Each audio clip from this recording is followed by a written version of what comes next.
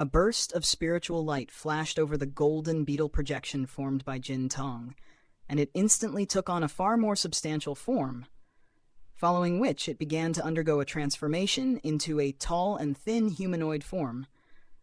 An incredibly tremendous burst of pressure erupted out of the humanoid figure's body, and it was different from spiritual pressure in that it seemed to be coming from a higher life form, like the aura of a deity in the face of mere mortals. Han Li and the others were gathered nearby, and all of them were instantly enshrouded within this burst of crushing pressure. Xiao Bai was the one who fared the worst out of everyone, letting loose an agonized cry as blood began to flow out of all of its orifices, and it instantly reverted back into a white jade pent that attached itself back to Han Li's waist. As for Han Li himself, his vision turned completely dark, and he felt as if he had been dealt a heavy blow to the chest, causing him to stumble back close to 20 steps before steadying himself. Taoist Xie had already flown back into Han Li's body for shelter, while Mo Guang remained largely unaffected despite the severe injuries that he sustained, once again putting on display the incredible physical constitution of the gray immortal body that he had attained. The golden humanoid figure only lingered in midair for a few seconds before flying into the ball of golden light, following which the golden vortex abruptly expanded even further, like a gargantuan golden mouth.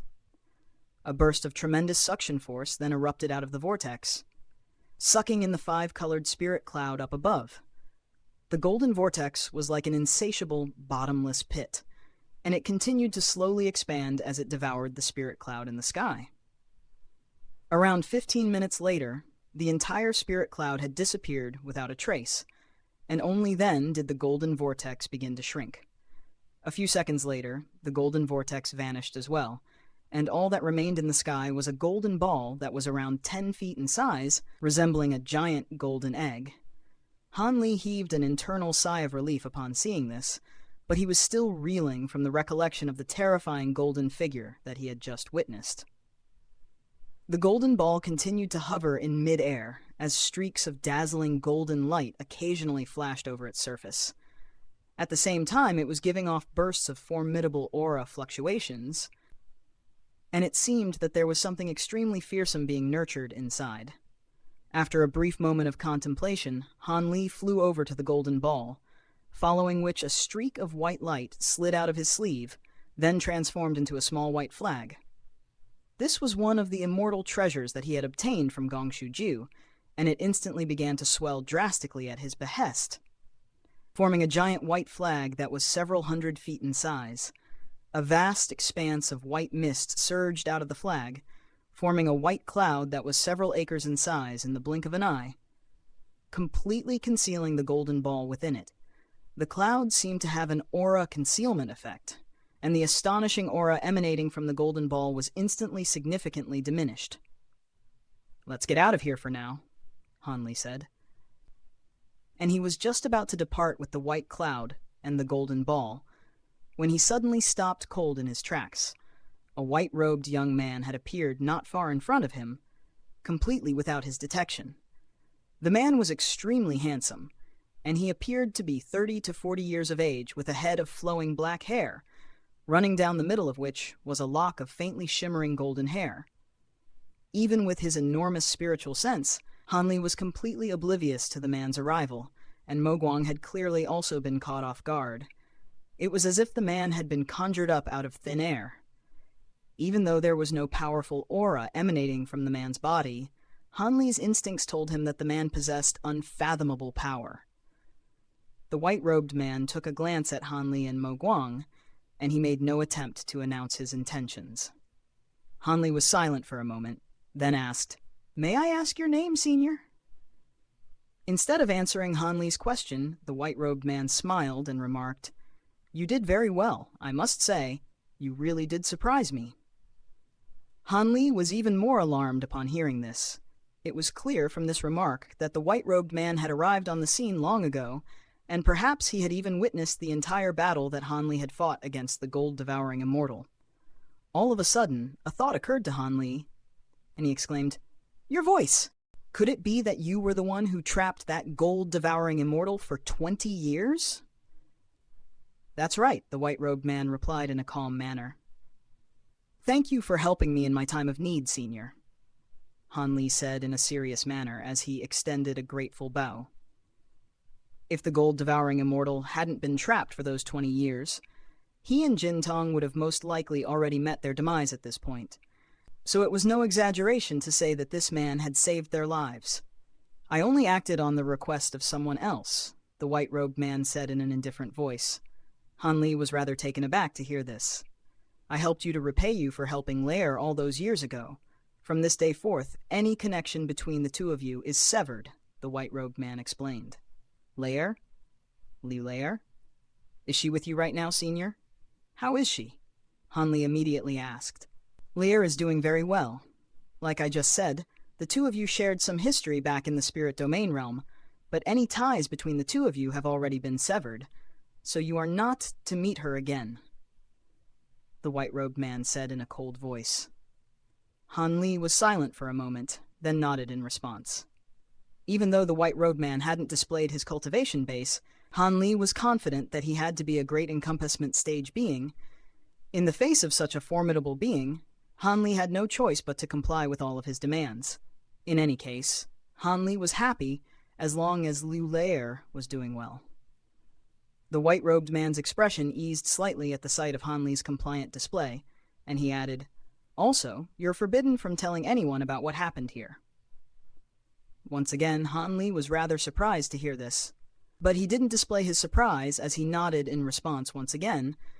After that, the white-robed man flipped a hand over to produce an azure jade slip before tossing it at Han Li, who reflexively caught it. This is a map. Get away from this place as soon as possible, and don't come back again, the white-robed man said, then took a glance at Mo Guang as a peculiar look flashed through his eyes. Following which he abruptly vanished from the spot. Han Li faltered slightly upon seeing this, following which a wry smile appeared on his face. It seemed that human cultivators really were very unpopular in the primordial land. If it weren't for his past ties with Liu Lair, perhaps the white-robed man would have struck him down on the spot. After a brief silence, Mo Guang turned to Han Li as he said, That man felt even more fearsome to me than that high zenith stage gold-devouring immortal. Could it be that he's a great encompassment stage being? Han Li offered no response, and after taking a deep breath to compose himself, he injected a wisp of his spiritual sense into the azure jade slip. Much to his elation, the map provided by the white-robed man was quite detailed, marking out 4 enormous territories that belonged to 4 major races, and all of them were marked as forbidden areas. The area that Han Li had passed through earlier was part of the Heavenly Fox race's territory. And with that in mind, it occurred to him that the white-robed man from earlier was most likely the patriarch of this Heavenly Fox race. As for Liu Lair, she was said to have been taken by a member of her own race, so she was most likely a member of this Heavenly Fox race as well. In that case, it seemed like Han Li didn't need to be concerned for her. Outside of these 4 areas, there was also a relatively safe route leading to the Black Mountain Immortal region marked out on the map. After a brief inspection, Han Li withdrew his spiritual sense out of the jade slip. What do you plan to do from here, fellow Taoist Han? Mo Guang asked. We're clearly not welcome here, so let's leave this place before we're forced to leave.